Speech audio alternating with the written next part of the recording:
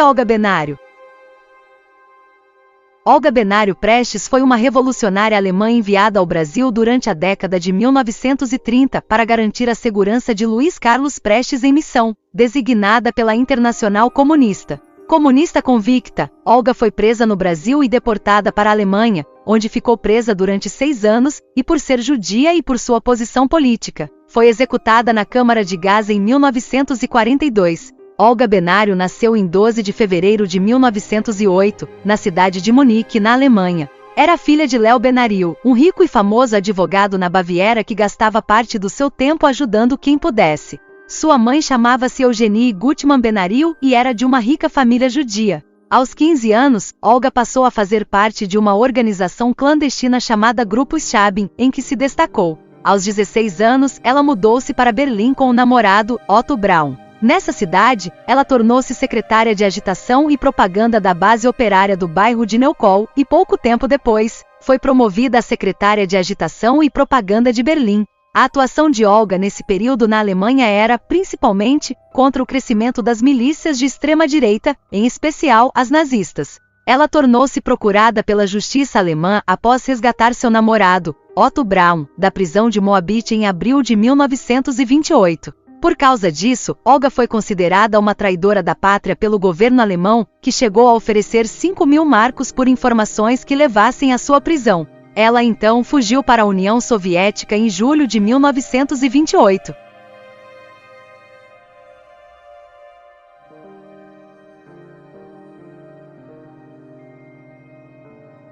Em Moscou, Olga aperfeiçoou seus conhecimentos sobre marxismo e recebeu treinamento militar, algo que defendia ser importante para um comunista desde que havia entrado no Grupo Schabin. Em 1934, ela recebeu da Internacional Comunista a missão de ser responsável pela segurança de Luiz Carlos Prestes no retorno ao Brasil. A Internacional Comunista era uma seção do Partido Comunista que determinava as bases de difusão do comunismo internacionalmente. Luiz Carlos Prestes era conhecido no Brasil por causa da sua luta armada contra as tropas do governo de Arthur Bernardes na famosa Coluna Prestes da década de 1920. Prestes liderou um grupo de cerca de 1.500 homens que marchou 25.000 quilômetros pelo Brasil ajudando os pobres e denunciando o governo de Bernardes, conhecido pelo autoritarismo. Em 1927, quando o grupo de Prestes desarmou-se na Bolívia, não havia sofrido uma derrota sequer. A historiadora Anita Leocádia Prestes, que também é filha de Prestes, afirma que Olga já havia escutado histórias em Moscou acerca dos feitos de Prestes.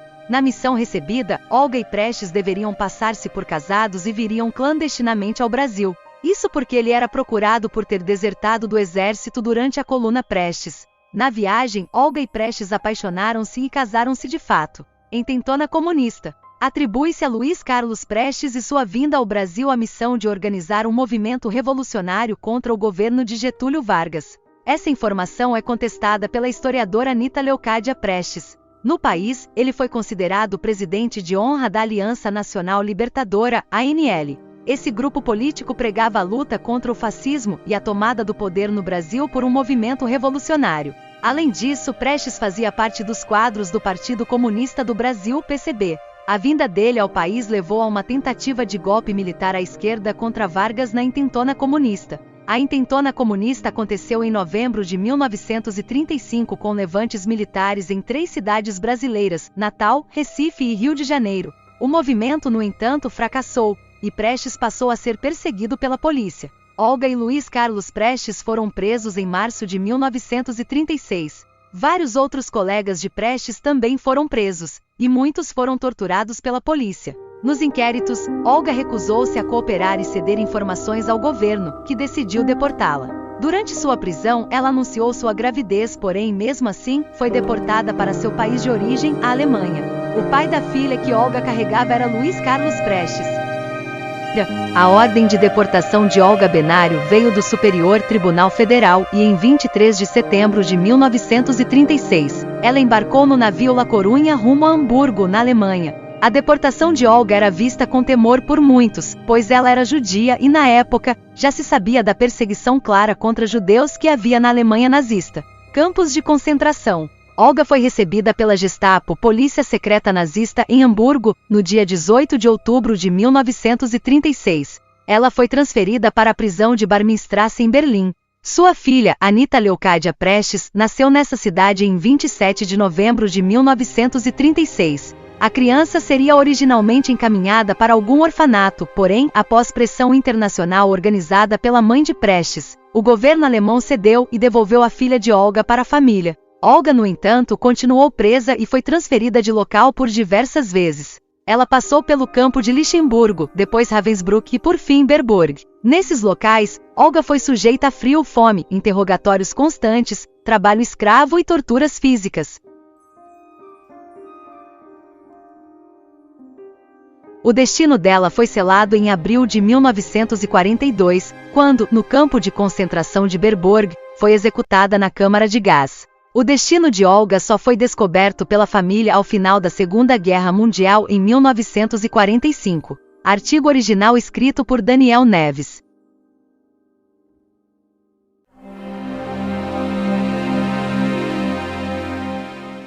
A carta de despedida de Olga Benário.